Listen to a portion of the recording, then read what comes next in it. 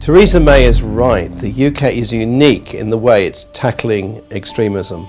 There's no other country in the world that's a modern democracy that is clamping down on non-violent extremism in the same way that the government are intending to do in Britain.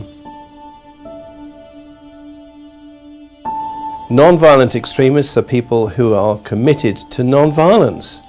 And yet we know that people like Martin Luther King, Rosa Parks and William Wilberforce were all committed to non-violence and yet were accused of being extremists in their lifetimes. So this is a very dangerous plan.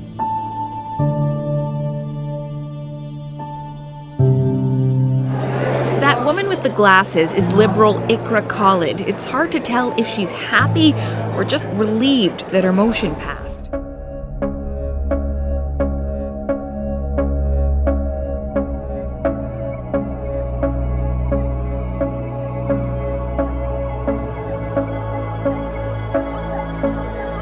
Here is what it's all about. The key part of Khalid's motion calls on the government to, quote, condemn Islamophobia and all forms of systemic racism and religious discrimination, and have the Heritage Committee develop an approach to stopping it.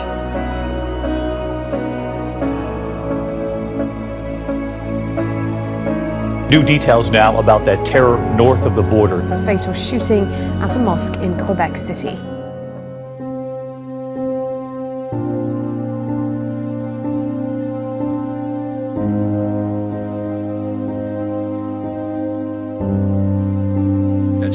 Conservatives, particularly many of their leadership candidates, argued the non-binding motion could stifle free speech and that Islamophobia wasn't defined.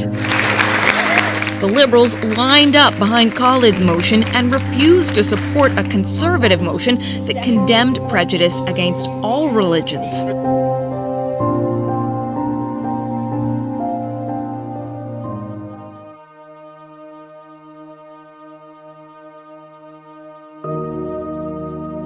Why is this important? The ability to criticize the religious teachings and practices of a faith is a cornerstone of our democracy and our pluralism. Moreover, the ability to question and speak against the edicts of religious leaders allows us to combat hate and oppression. This is why I will be voting against M103 and supporting the motion before us today.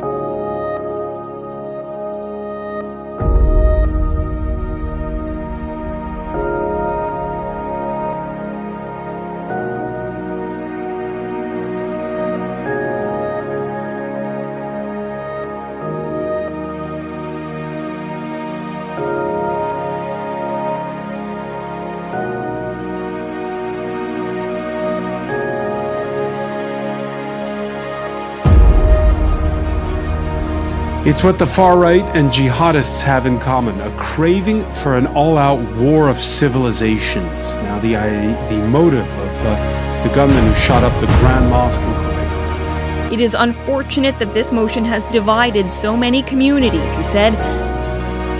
If we in Canada claim to have any moral fiber embedded in our foreign policy, we must speak against these laws because they lead to gross human rights violations. No study, law, or government will ever abdicate us from our individual responsibility to uphold the principles that maintain our free society through our own individual actions. A columnist sparking outrage saying that it should be illegal to be a stay-at-home mom. Sarah Leigh Marquand writes for the Daily Telegraph in Australia and says, quote, rather than wail about the supposed liberation in a woman's right to choose to shun paid employment, we should make it a legal requirement that all parents of children of school age or older are gainfully employed. So wouldn't it be great if it is illegal and women have to return to work and the community has to step up? Why would you want the state to make that kind of decision? That they would take away our liberty? They would take away our liberty and force us to become whatever the state wants, and they would raise our children. Some of us have values and principles that we want to infuse in our children. We don't want the state or strangers teaching our children. I understand. Give them freedom. This is America. Yeah. What you do and where you go on the internet is about to become even less private. President Trump is expected to sign a bill that would allow internet companies to sell your online browsing data. This is a bad step down a dark path, which allows your online information to be stored and sold by broadband internet service providers like AT&T, Comcast, and Verizon without your consent.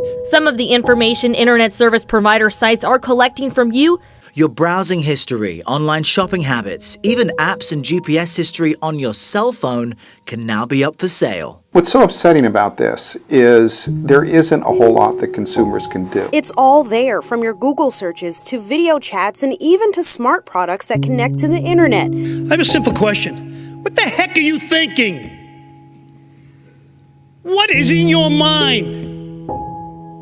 Why would you want to give out any of your personal information to a faceless corporation for the sole purpose of them selling it? Give me one good reason why Comcast should know what my mother's medical problems are. You know how they'd know? Because when I went to the doctor with her and they told me what it was, I had no clue what they were talking about.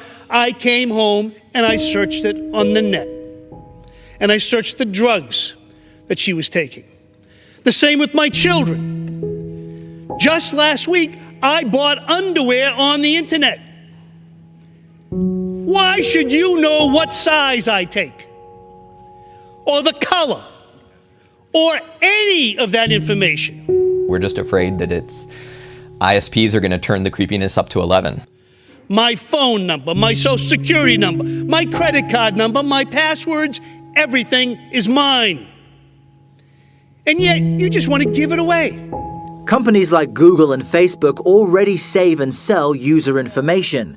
We're talking medical information, we're talking passwords, we're talking financial information, we're talking college applications. There is nothing in today's society that every one of us doesn't do every day on the internet, and yet Comcast is going to get it.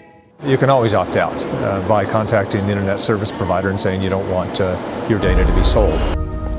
But we should note there is currently no law requiring ISPs to allow you to opt out. The decision is up to each individual company. And Scott, these businesses know your digital footprint is worth billions of dollars to marketing and ad agencies. These companies are not going broke. That's not the situation. The internet is not in jeopardy. This is plain and simple. And I don't get this. When I was growing up, I thought one of the tenets of the Republican Party that I admired the most was privacy. If you'd asked me 5 years ago if I thought I would see these types of systems becoming available at any time within my lifetime, I would have been pretty skeptical. But I would say now that within the next 10 years or so, we will probably begin to see systems that can restore function to people with paralysis. For decades, researchers have worked to create a better and more direct connection between a human brain and a computer. Those advances have been notable, but now the work is yielding groundbreaking results. But there are still a lot of questions and concerns about connecting brains to computers. It's a debate the Stanford team embraces. Over the past few decades, we've become increasingly comfortable with having various devices implanted in our bodies. So he's trying to stay one step ahead with an idea to implant our brains with computer chips. For some people, it's a sci-fi step too far.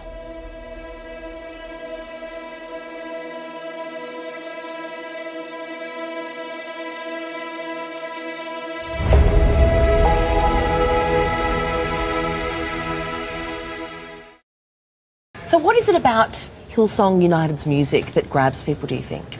Well, I think it's positive. First of all, I think that it's, in a time when there's so much negativity and a lot of hopelessness, there's a message of hope.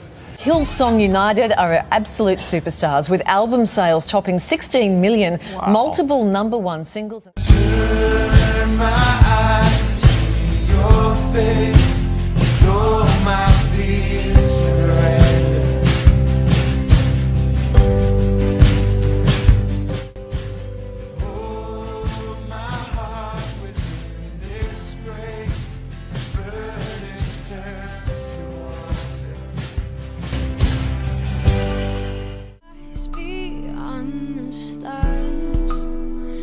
Thousand heights too vast to climb. I got Not too hard to fall so far, but I found heaven as love swept low.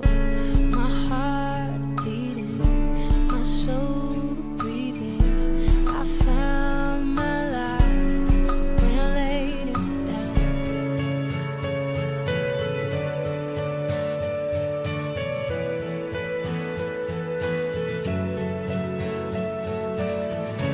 Found me here at your feet again.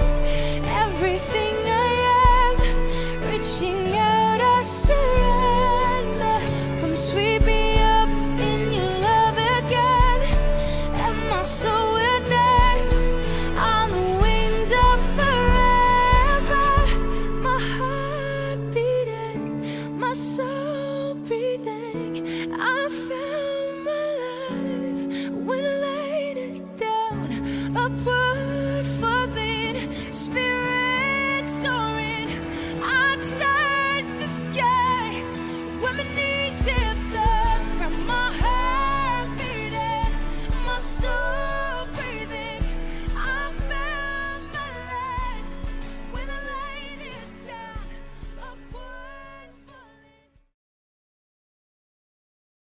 It's going to make news. How do you balance staying normal with the fact that now people want to know about you guys personally and who you're hanging with and all that stuff? Well, we've always said love God, love people, and we believe everyone needs Jesus, and we're no different. And from the faceless to the famous, we're literally just ordinary Australians that just, by the grace of God, we got to be a part of a film, Let Hope Rise, and hopefully that the message of that film, that if God could do something like that in our lives, He could do it definitely in yours, because we're very normal again.